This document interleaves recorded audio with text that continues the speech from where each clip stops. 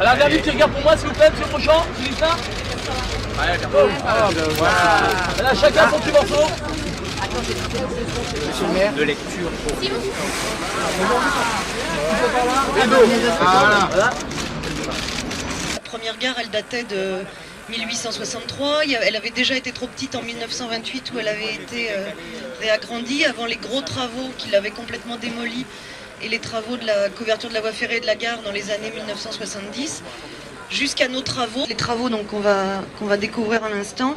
On a une circulation ouverte aux voyageurs de plus de 1200 mètres carrés entre le hall en bas et la coursive qu'on va emprunter.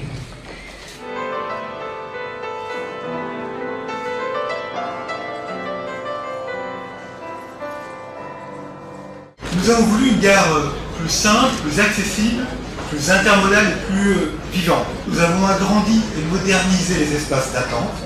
Le travail de transparence transforme complètement la gare et permet surtout à chaque client de comprendre simplement comment fonctionne cette gare. Nous étions dans le bureau de M. Brochant, maire de Cannes à l'époque, et quand je vois ces discussions et quand je vois la réalisation aujourd'hui, gare, pour moi qui connais quand même pas mal de gares sur cette région, c'est certainement aujourd'hui l'une des plus modernes, l'une des plus fonctionnelles, certainement l'une des plus atypiques avec cette transparence qui est remarquable entre les quais. C'est une gare qui est ouverte sur la ville, mais également qui est ouverte sur les moyens de transport, et c'est un élément essentiel. N'oublions pas que Cannes également, c'est un pôle d'échange multimodal. C'est un moment important parce que la gare, une gare, c'est forcément un haut lieu de la vie d'une ville, d'une commune.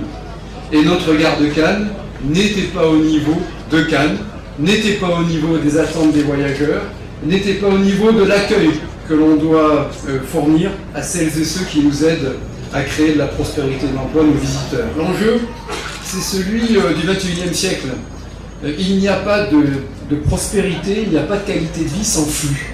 Donc nous avons, nous, élus, représentants des habitants, à catalyser, à stimuler les flux. Et c'est tout ce que l'on doit faire dans une ville comme Cannes, c'est toujours de concilier, parfois réconcilier, habitants et visiteurs. Cette gare, elle est belle, je crois que c'est le premier point à mettre en exergue. Elle est belle, elle est pratique, et on partait de loin.